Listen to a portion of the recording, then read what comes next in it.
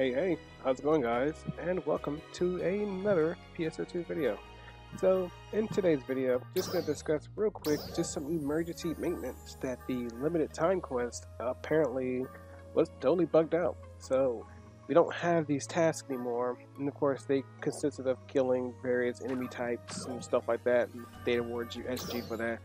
Well, as compensation, they just handed everyone out some AC, just as an apology for both the bug that they found and the emergency maintenance that occurred at in the nighttime. So everyone got some SG. So here I am redeeming my SG, and of course, as I'm recording this video, today is PSO2 day. So don't forget to go and log into the game, even if you're not playing, and at least collect 44 SG. So for today's video, I want to go ahead and talk about what we can expect in October and November. Now, of course, in October we have NGS Headline, what comes out in just about 3 days. So we'll see what this entails to. Hopefully they'll shed some light on future content and the current content that's left for the rest of this year, which I hope will be good because people are still very angry without having anything to play, which is rightfully so. So we have Bouncer, of course, at this month, along with Trigger Quest. So I want to hint and really talk about those two. So if you've never played Bouncer, Bouncer, of course, uses dual blades or soaring blades, as they're so eloquently called, even though I don't like that in global. But yeah, they're called that, and they have access to jet boots as well. So don't have any idea of what the skill tree is. Maybe we'll learn something on the 5th, which I'm pretty much hinting that they'll talk about something on the 5th. It'll be just right around the corner, I guess. Either mid or late October we'll see Bouncer. It would surprise me if Bouncer came on the 5th, which I doubt it, but it would be nice since this 9th anniversary part 1 ends on the 5th, which is very short-lived for 9 million arcs. I still can't believe 9 million people played this game. I'd figured it'd be more, but of course those initial bursts of people played for the first, like month or two, and then immediately stopped when the content was just so much of a drought that they didn't bother, which makes more sense. But we'll be interested to note and see what they do to Bouncer. Now, Braver was one class that did really well in New Genesis, which I hope they continue that trend. No word on Summoner. I believe Summoner will be like next year, early next year maybe, or even March or April. We'll have to see. But I know they're going to have Luster that's coming out. No one knows when. But of course, Gunblade is the only class of weapon that'll be pretty much absent, which is weird because Gunblade was that universal weapon that every class can use. But now it's just, I don't know, I guess it's going to be just for Luster, which will be fine. I mean, them having their own weapon category will be great, but we'll see what happens with that. They did show a little bit of a demo on Bouncer. We'll hint on a little bit on that more, but their gameplay just seemed very crazy and very fun looking, which I'm looking forward to seeing. So we're probably going to hear more about it. We'll probably get more information about his tree. I hope we do get information about his tree, and maybe, you know, there's gonna be a scratch evolved around it. You know there's gonna be. It's most likely gonna be SG, and people are gonna be noticeably pissed about it because all their SG scratches are just being combined. So right now we have, I believe, 3 types of SG scratch. We still have the Braver one, we have the newest one, and then we have the very first one that the game launched with. And people were upset thinking they'd only get Braver stuff, in which they were getting the old scratch, like me. So we'll see on that.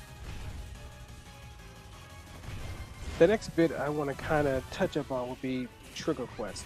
Now, of course, in original PSO2, Trigger Quest, as the name implies, triggers a quest based on the item you have to trigger with. So to pretty much hot diss everyone, I think it's still doing a PSO2. Please quote me on that, because again, I haven't touched that game in a long time. Just to go in and just to mess around a little bit will be Cradle of Darkness, which I believe people are still running like no one's business. But those are trigger quests in a nutshell. Just in case I get those few people who hasn't touched the first PSO2, really that much, but it's just plain New Genesis. Pretty much you can trigger quests with items, and you can also trigger certain rare enemies, like the rare version of Rock Bear and such like that. So it'll be interesting to see what they do with that in this game.